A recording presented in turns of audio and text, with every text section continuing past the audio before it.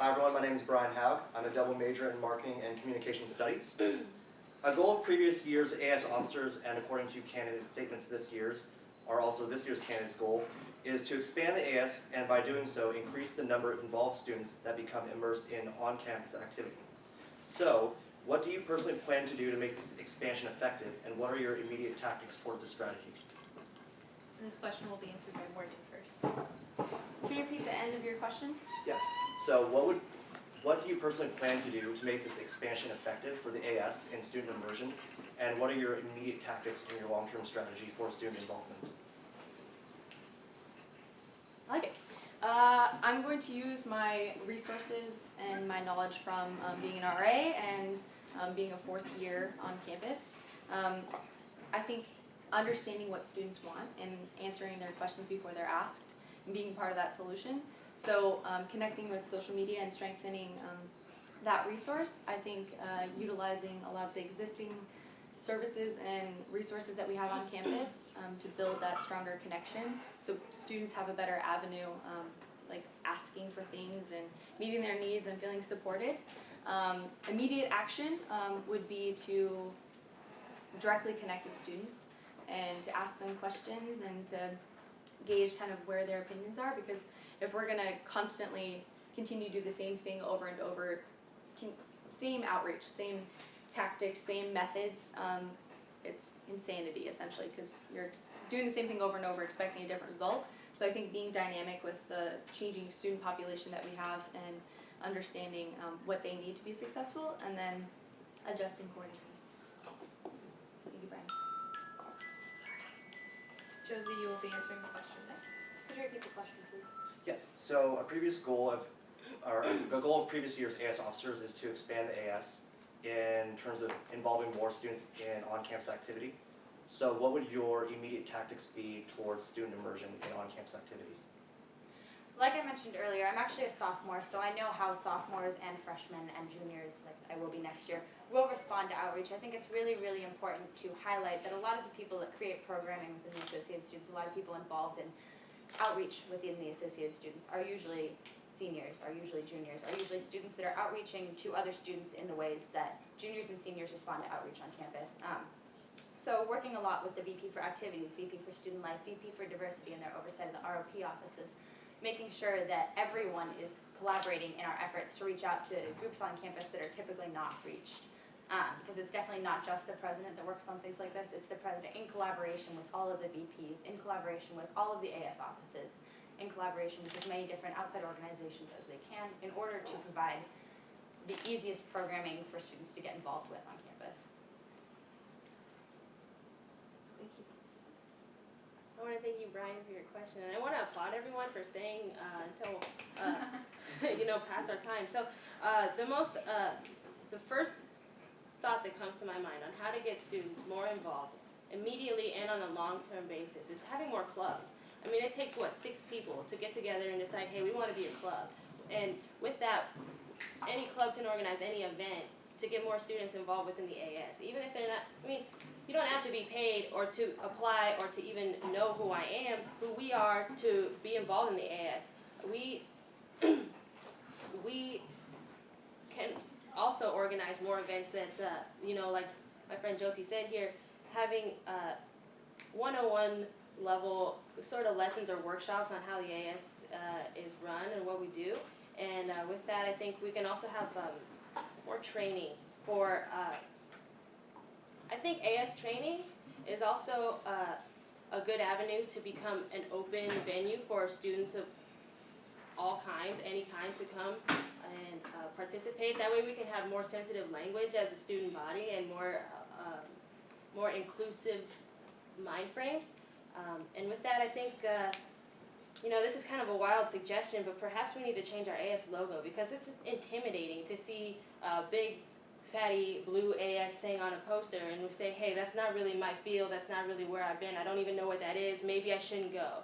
And so going off of that, I want to reiterate again that the Black Student Union Thank you very much for your answer. Is the largest. Thank you. So with a nod, before we proceed with our next question, with a nod to the time that we have left, I want to make a recommendation that we limit candidate answers to 1 minute per answer. And also request that after the last candidate is done answering this next question, we will limit the number of questions in the line. So does that make sense? So you essentially have, so Josie will be going first, so you essentially have until Morgan is done answering this next question to join the line for questions. Sound good, everybody? All right, thank you very much. Go ahead. Hi everybody, I'm Danny Edgell. I'm studying economics. So a problem that's been brought up multiple times tonight and addressed by each of you is kind of how to deal with the under-involvement in the AS, but I'd like to point out the giant elephant that always sits on top of the BU and say that my experience as a first-year student was that the AS appeared cliquey, inaccessible, and generally dauntingly removed from the larger student body. And I would like to just, I guess, ask each of you what your specific actions you'd like to take to kind of make it more, I guess, accessible to people that aren't already involved with it. And we're going to start with Josie and go on down the line. Thank you, and that's actually something that I experienced as a first-year student as well. Like I mentioned earlier tonight, I didn't get involved with the associated students actually until I ran for the position that I have now. And that was because the AS does seem very intimidating. The AS does seem very cliquey from the outside. And coming from a first-year student that didn't necessarily feel comfortable going to a lot of different things because I wasn't sure if I would be accepted there. I wasn't sure if there would be people there that would be willing to, outreach and work with other students on campus. I definitely didn't attend a lot of events my freshman year because of that. So I'd like to highlight that I have personal experience with what it feels like to not want to go to events like that because you don't feel like the space will be safe for you to meet new people, for you to outreach with other students. And one way that I'd like to address that is kind of by creating a climate within the associated students of trying to, continuing to try to create the climate, because it's something that we've been working on now for a while, of changing the way we focus on our students, making sure that we're focusing on all students, making sure that we're creating events that all students will want to attend, making sure that associated students employees are aware of how we seem like a clique and are trying to mitigate that in their efforts with outreaching with other students on campus. So just making sure that everyone in the AS is aware of the fact that yes, we do seem very cliquey, and yes, sometimes it's hard to outreach the associated students, and trying to mitigate that, trying to reach out to students and making an active effort to work on reaching student groups that we don't typically reach. All right. Danny with a Y. Okay, just double checking. I am happy to hear that question from you. It's my understanding and my observation that we, again, see the same students in the AS and in the same jobs and the same positions year after year, and that needs to change. We need to have more students who never thought they would be involved, such as, more students who never thought they would be involved, who have been intimidated by the associate, not by, but have kept themselves from joining the AS. Like I myself have also had such an experience. Yes, I attended a lot of events, and sometimes I didn't even know I was attending AS events, and so that was helpful. I don't, because I was like, oh, this AS, I should look into that. With that being said, it's almost polarizing to have us all separated into these offices, and it's almost tokenizing to see us all within our different areas. And so to mix around and to see, queer folks in REP, or to see students of color in ROP and all those kinds of, then we can have more genuine collaborations between these clubs, and it wouldn't seem like, hey, I'm just talking to you because I want to have this event. Does that make sense? Thanks. Makes sense. Thanks. I also remember when I was a freshman and I felt like the AS and the VU was super scary, and I also went to events and had no idea what the AS was, and I was walking around with my friends and going to certain events and felt like there was an exclusive group, and I wasn't a part of that exclusive group. And even now sometimes when I go to events or I'm a part of this clique and I still don't feel welcome. And that's an issue because it's not only students that are outside of the AS, but sometimes students that are in the AS. So, creating that dialogue and creating that common understanding that we all have needs and we need to support one another is important. I think, strengthening that voice, and so finding the voice in ourselves to be like, hey, you should go talk to them, or hey, bringing them in and starting that dialogue and building those connections and doing that. I think empowering students to kind of take that step forward and get involved in creating that safe space where they feel like they can get involved and ask those questions that sometimes make them feel uncomfortable or they're unsure. And then I think strengthening the assessment process, because we don't know how well we're doing unless people tell us. So providing a better feedback opportunity for students to say, I want more programs like this, or I didn't feel welcome at this program because this happened. We'll make that change, because I think we need to be dynamic with how our students interact with one another and how we interact with our students to meet the needs of our students. I've said students like 4 times. Thank you for your answer. Thank you for your question.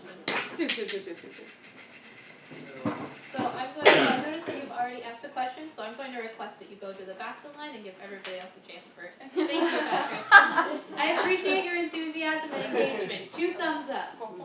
Thank you. So my name is Carly Wilson, and I'm a creative writing major. And first, I wanted to start by thanking the 4 of you for representing the women on campus. Yes, strong women on campus. So we've heard a lot about the outreach aspect of being an AS president.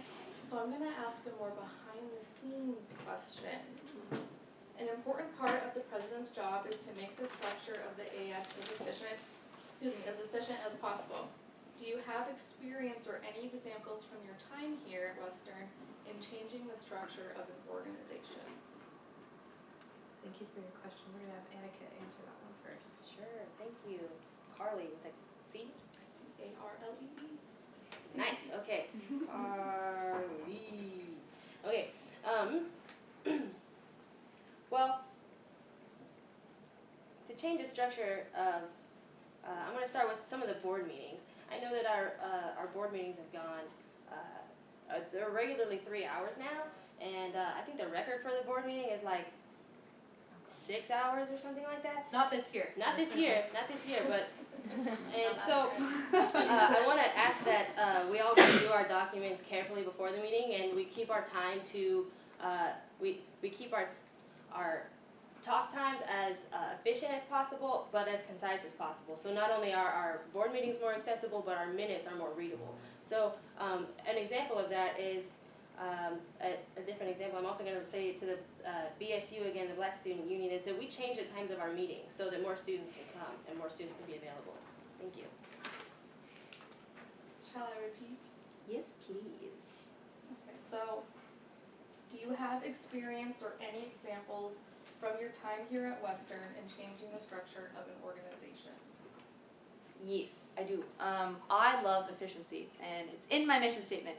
I like to make things more efficient and better off after I leave them than before I found them. So with that said, I've changed a lot of policies already. If you look at the salary determination policy, that is something that I worked on with Nidia Hernandez, the personnel director, and we worked collaboratively to better compensate student employees and match the minimum wage increase. And so I restructured the policy with Nidia to read better for other individuals to understand, because anyone walking on the street should be able to read a policy and understand the foundation that it creates for the organization to better run properly. So that's an example of one. If you look at the Budget Center, it's a budget consolidation project to make transparency happen and efficiency happen. So it gave the opportunity for other individuals to see how student fee dollars are being spent and whether they're being allocated in appropriate means. Thank you very much for your answer. Thank you. Shall I repeat? Yes, please. Okay. Do you have experience or any examples from your time here at Western in changing the structure of an organization? I feel like I'm the other Carly. Repeating. Carly. It's a name thing. Go for it. Okay. So actually, in my time on the board this year, I've been involved with the board documents that have come, and been involved with other board members that have been working on big proposals that have changed the structure of our organization. That being said, my best experience with this actually comes from the committee that I chair, the Student Tech Fee Committee, that last year went through some pretty big changes, and this year we have a new proposal process that has pre-proposals before our actual proposals for students to receive funding for STF projects on campus.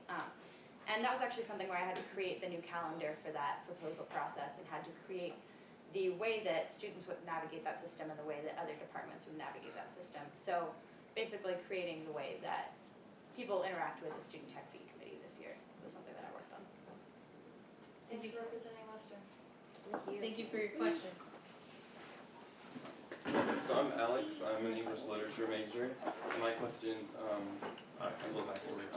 I was a senator, I served on the student senate prior to its hiatus, but I wanted to represent students and all that, but sadly the organization faced a lot of gridlock, and it obviously went away.